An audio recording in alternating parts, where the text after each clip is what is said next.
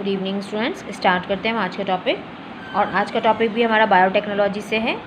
कल हमने लास्ट किया था पहले आइसोलेशन ऑफ डीएनए फ्रेगमेंट्स, उसके बाद हमने कटिंग कराई थी रेस्ट्रिक्शन एंजाइम से। अब हमें क्या करना था कि जो हमने कटिंग कराई है रेस्ट्रिक्शन एंजाइम से, उसको हमने सेपरेट कराना है अपना जीन ऑफ इंटरेस्ट।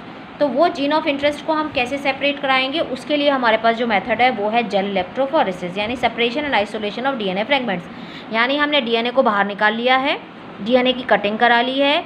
अब कटिंग कराने के बाद हमें पूरा डीएनए तो चाहिए नहीं, हमें तो हमारा जीन ऑफ इंटरेस्ट चाहिए जिसको हमें वेक्टर के अंदर लगाना है। तो हमें उस जीन ऑफ इंटरेस्ट को निकालने के लिए जो प्रोसेस हम यूज़ करते हैं उसका नाम है जेल इलेक्ट्रोफोरेसिस। तो इसको जेल इलेक्ट्रोफोरेसिस क्यों बोलते हैं, क्या चीज़ इसमें यूज़ की जाती है?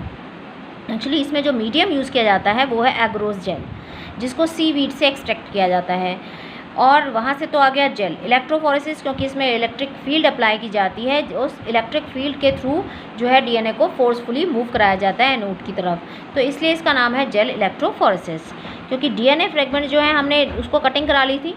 डीएनए फ्रेगमेंट्स जो होते हैं वो नेगेटिवली चार्ज्ड मॉलिक्यूल होते हैं। They can be separated by forcing them to move towards the anode. Anode क्या है? Positive charge. ये एग्रोस जेल है, यानी यहाँ पर हमने क्या किया, ये जो वेल्स बने हुए हैं, एग्रोस जेल होता है जिसका सीविंग इफेक्ट होता है, उसका इस तरह से ये बेड बना हुआ है। यहाँ पर ये वेल्स हैं जहाँ पर हम डीएनए को डाल देते हैं। और ये डीएनए को जब हम यहाँ पे भर देते हैं, जो हमारे कटिंग फ्रेगमेंट्स हैं उनको हम जब यहाँ पे भर देते हैं, तो क्या होता है कि यहाँ पर हम उसके बाद इलेक्ट्रिक फील्ड अप्लाई करते हैं। इलेक्ट्रिक फील्ड अप्लाई करते हैं और आपको पता है कि डीएनए नेगेटिवली चार्ज है, ये हम 6 चैप्टर में पढ़ चुके हैं। तो नेगेटिव चार्ज है तो फोर्सफुली ये कहाँ मूव करेगा? एनोड की तरफ, यानी पॉजिटिव चार्ज की तरफ जाएगा जब हम इसमें इलेक्ट्रिक फील्ड अप्लाई करेंगे। तो यहाँ हमने इलेक्ट्रिक फील्ड अप्लाई करी है, और इलेक्ट्रिक फील्ड अप्लाई करने के बाद ये जो नेगेटिव चार्ज डीएनए है वो मूव करेगा पॉजिटिव चार्ज एनोड की तरफ। तो आप उसको याद कर सकते हैं। कई बार बच्चे भूल जाते हैं कि डीएनए किसकी तरफ मूव कर रहा है, एनोड है कि कैथोड है। तो D for DNA, N for negative charge, ठीक है, और ए फॉर एनोड। इससे आप इसको याद कर सकते हैं। ये एक ट्रिक है छोटी सी कि डीएनए से ही आप उसकी ट्रिक याद कर लें। D for DNA, N for negative charge, A for anode. तो नेगेटिवली चार्ज है, किसकी तरफ मूव करेगा? एनोड की तरफ। तो जब इलेक्ट्रिक फील्ड अप्लाई कर दी तो जो सबसे छोटा वाला फ्रेगमेंट है वो दौड़ के इसके पास पहुंच जाएगा, और जो बड़ा फ्रेगमेंट है वो पीछे रहेगा। तो हमारा जो जीन ऑफ इंटरेस्ट है उसको हमें इसमें से बाहर निकालना है। पर ये क्योंकि वाइट है, एग्रोस जेल को, एक क्वेश्चन आपका बनता है कि एग्रोस जेल को किससे निकाला जाता है? तो एग्रोस जेल को सीवीड से निकाला जाता है, go towards anode under electric field through a medium matrix. अब मैट्रिक्स क्या है वहाँ पर? Commonly use matrix is agarose gel. किससे निकाला जाता है? सीवीड से। तो आपसे क्वेश्चन बनता है कि कौन सा मीडियम यूज़ किया जाता है, तो कौन सा मीडियम यूज़ किया जा रहा है वो है एग्रोस जेल, और किससे उसको निकाला जा रहा है तो वो है सीवीड।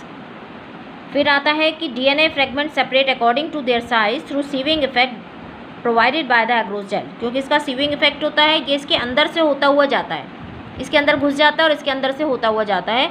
तो जो सबसे छोटा फ्रेगमेंट है वो दौड़ के पहुंच जाता है। Hence the smallest the fragment size the further it moves. तो सबसे छोटा सबसे तेज पहुंच जाएगा। अब क्योंकि एग्रोस जेल भी वाइट है, डीएनए भी वाइट है, तो हमको दिखेगा नहीं।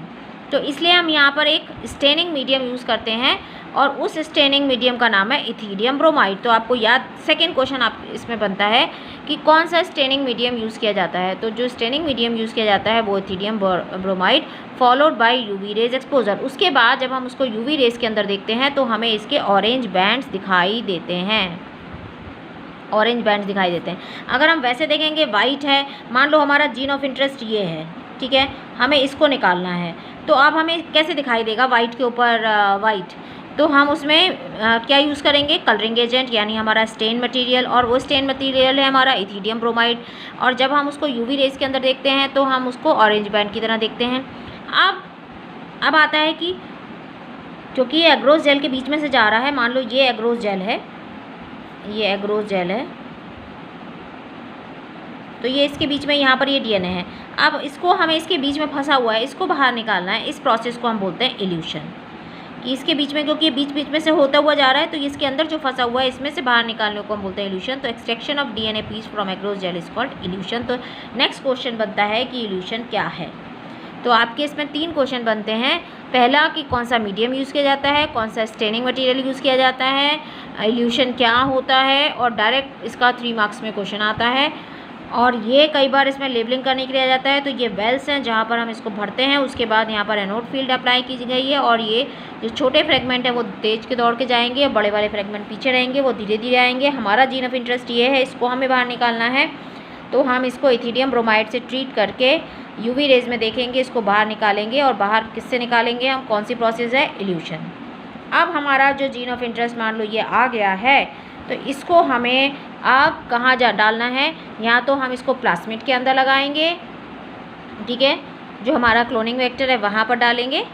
और अगर हम इसकी मल्टीपल कॉपीज़ बनाना चाहते हैं तो हम इसकी मल्टीपल कॉपीज़ PCR यानी पॉलीमरेज चेन रिएक्शन से, यानी amplification of gene of interest से करेंगे।